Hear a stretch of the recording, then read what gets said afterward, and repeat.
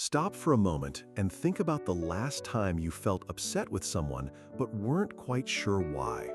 In my research of Carl Jung's work, I've found that projection is one of the most profound yet overlooked dynamics in our relationships and self-awareness.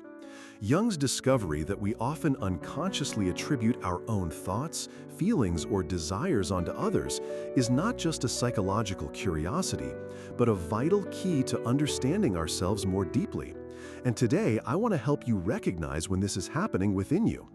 You see, Jung observed many patients who struggled with harsh judgments or unexplained emotional reactions toward others before realizing those feelings actually stemmed from their own inner conflicts.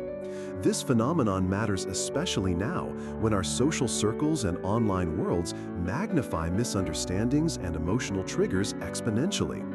It's urgent to develop the ability to see these projections because without that awareness, we remain trapped in cycles of blame and confusion, never really knowing who we are or why others affect us so strongly. As I've studied Jung's extensive case studies, I've noticed how he emphasized projection as a kind of mirror where the unconscious parts of ourselves show up dressed as the traits of others. For example, one patient might accuse a coworker of being aggressive, whereas in reality, the patient has great unacknowledged anger within.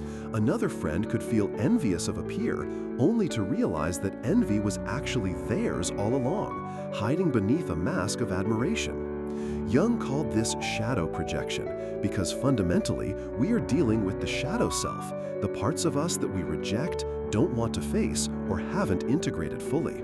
What makes Jung's insight so revolutionary is that projection is not a flaw or something shameful, but a door to psychological wholeness if we learn to identify it and then reclaim those disowned pieces within us. To recognize when you're projecting, you need to cultivate deep self-observation combined with openness to uncomfortable emotions. Ask yourself, when you feel a strong emotional reaction to another person, could this feeling actually belong to me? What part of me am I unwilling to accept that I am seeing from the outside? Take the example of jealousy. If you catch yourself being irritated that someone else has a quality or success you lack, pause and consider how this may be revealing your own unmet desires or insecurities. Jung encouraged dialogue between consciousness and these shadows through active imagination or journaling, helping bring unconscious content into light. Another powerful clue Jung gave us is that projections are often rigid and repeat across different people and situations. If you find yourself blaming various people for the same types of faults or feeling victimized by recurring patterns, it's likely projection. This repetitive nature is a signal your psyche wants you to notice and integrate these aspects for healing and growth. I've seen clients transform their relationships and inner peace once they start recognizing projections because integrating your shadow leads to genuine empathy, less emotional reactivity, and clearer self-identity. Practically, Jung's approach suggests regular introspection, honest emotional inquiry, and symbolic exploration through dreams or art as ways to uncover projections. Create a private space where you can explore your feelings without judgment. Maybe keep a journal where you note strong reactions toward others and reflect on what they might represent within you.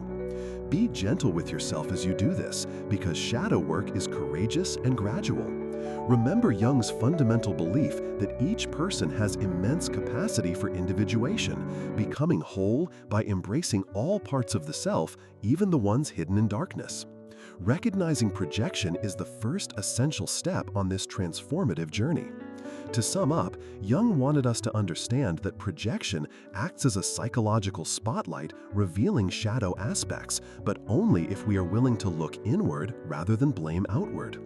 When you learn to pause, question your impulses toward others, and welcome your hidden traits, you unlock profound self-knowledge and healthier relationships.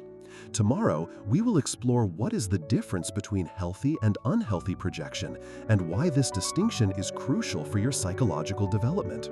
Jung's insights on this topic will deepen your ability to use projection constructively rather than destructively. If you found this exploration meaningful, please like and comment your thoughts or experiences with projection, and subscribe if you want to join me uncovering more of Jung's transformative wisdom. I am genuinely excited to continue this journey with you tomorrow because understanding healthy versus unhealthy projection brings us closer to true individuation and emotional freedom. Thank you for letting me share these insights with you today.